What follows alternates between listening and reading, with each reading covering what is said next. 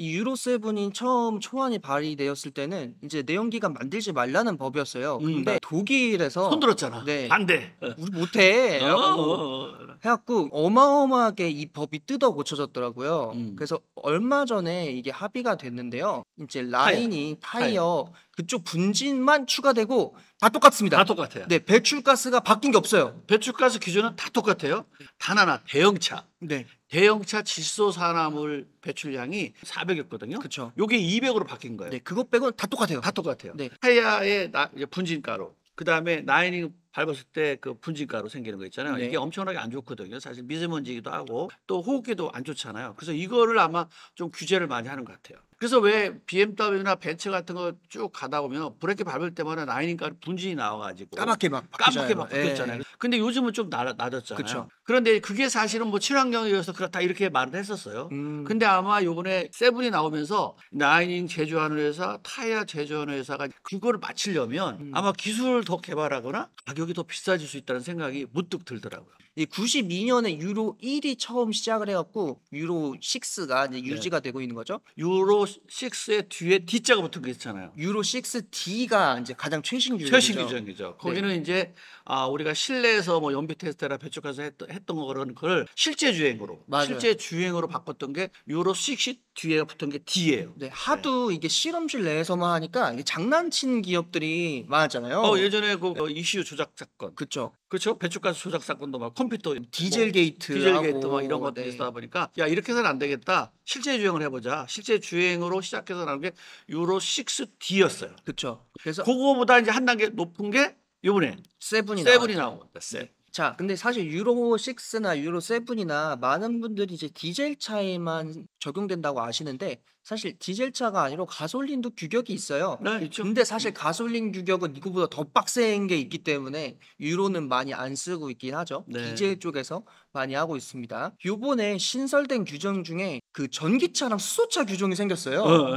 네, 전기차랑 수소차도 브레이크랑 타이어 규제가 들어가고 배터리 규정이 생겼다고. 배터리 규정. 만약에 전기자동차 5년 사용, 5년, 네. 10만 킬로 할 때는 배터리 잔여 성능이 최소 80% 유지해야 돼요. 맞아요. 8년 사용 또는 16만 킬로 할 때는 72%까지 유지해야 돼요. 그러니까 무슨 소리냐면 근데 만약에 72%로 떨어져 버리잖아요. 그러면 혼나요. 뭐가 이제 혼나요. 네. 이제 요게 좀 전기차에 배터리 성능이 더 추가된 게 유로 이제 7에 아주 이제 달라진 부분이다 이렇게 볼 수 있어요. 네, 그래서 이번에 이제 유로 7이 생기면서 전기차 규정도 생겼기 때문에 이제 전기차 배터리 가지고 질 나쁜 배터리 잘못 쓰면은 이제 골로 갈 수 있다. 그렇죠, 그렇죠. 네, 그다음에 또 뭐냐면 이러다 보니까 이제 아마 그 배터리 성능을 유지를 해야 될 거 아니에요. 그럼 아마 충방전에 관련된 게 지금은 뭐냐면 많이 배터리 충전을 많이 해가지고 먼 거리를 주행하던 거에서 오랫동안 쓰면 그 기준 안에 배터리 성능이 떨어져 버리게 되면 그쵸. 그렇잖아요. 그렇게 되면 이제 배터리의 어떤 문제를 규제를 받기 때문에 이걸 아마 충방전 시스템이 알고리즘이 새롭게 또 바뀌지 않을까 생각합니다.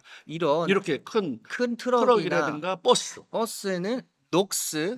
그러니까 네. 질소 산화물이요. 이게 400에서 200으로 떨어졌다는 거예요. 그래서 아마 이렇게 큰 대형차도 요수 장치 있잖아요. 네. 지금은 뭐 그냥 요수만 넣으면 되는데 그 제대로 인젝터라든가 노즐 있잖아요. 그게 해서 슬러지가 껴가지고 제대로 작동 안 하는 거 있거든요. 그렇기 때문에 배출가스 쪽에서 걸릴 확률이 좀 있어요. 맞아요. 그래서 요수 장치를 정비하는 사람은 정비를 잘해야 될 것 같고 또 타고 다니는 사람은 이거 고장 나면 비싸니까 네. 관리를 잘해야 될 것 같고요. 그러면은 이 유로 7이 내년부터 당장 발효가 되잖아요. 자, 근데 제가 열심히 찾아봤죠. 자, 우리나라 주요 먹거리 중 하나잖아요. 자동차가. 우리 이제 현대 기아는 이미 다 해놨어요. 해놨어. 네, 워낙 잘하고 있어요. 아니 근데 왜 그러냐면 이게 우리가 정보를 알기 전에 이미 자동차 다 회사들은 해줬죠. 네.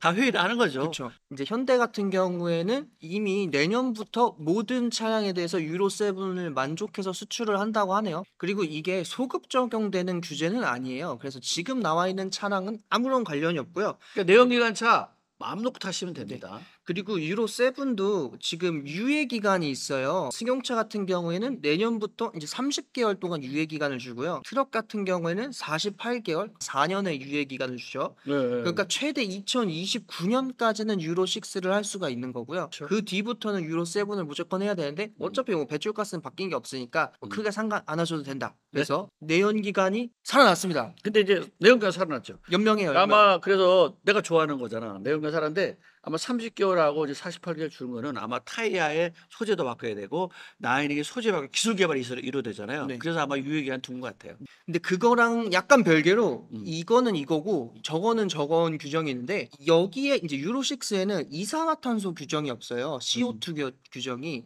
근데 저희가 저저번 주에 한번 말씀을 드린 적이 있었는데 거기는 탄소세를 부과하는 무서운 대륙이에요. 아, 그래서 탄소세가 제일 무서워. 네, 그래서 거기 탄소 규정은 있어 갖고 그 탄소 규정은 맞춰야 되는데 그거는 요거랑은 관련이 없어서 거기는 이제 좀 빡세다. 그래서 네. 전기차로 간 거예요. 맞아요. 그래서 테슬라가 돈 번 게 바로 탄소세 받아가지고 내연기관 만드는 회사들한테 탄소세 받아갖고 그 돈이 장난 아니잖아요. 네, 그래서 탄소세 때문에 아마 전기차를 많이 만들긴 할 텐데 그래서 디젤 차나 뭐 이런 가솔린 차를 안 만드는 건 아니다. 네, 네, 그렇습니다. 맞아요. 그래서 지금 어쨌든 내연기관 타시는 분들 그냥 타시면 됩니다. 맞아요. 걱정하지 마 타세요. 네.